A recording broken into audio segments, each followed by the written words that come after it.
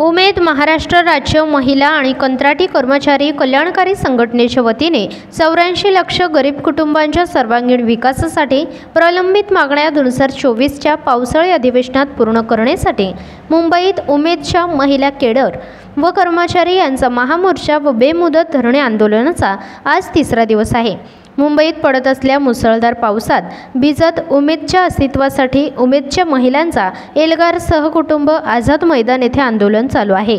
दापोली, खेड आणि मंडणगड विधानसभा आमदार माननीय श्री योगेशदादा कदम यांनी उमेदच्या संघटनेसाठी मुंबई येथील आझाद मैदान येथे भेट देऊन त्यांचे प्रश्न सोडवण्यासाठी पावसाळी अधिवेशनात तसेच राज्याचे मुख्यमंत्री एकनाथजी शिंदे साहेब यांच्याकडे मांडण्याचे आश्वासन दिले।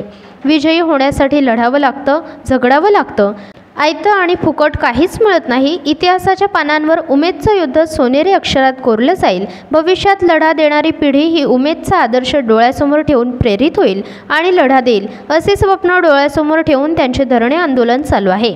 समीर पिंपळकर, कोकण मराठी 24 तास, आझाद मैदान, मुंबई।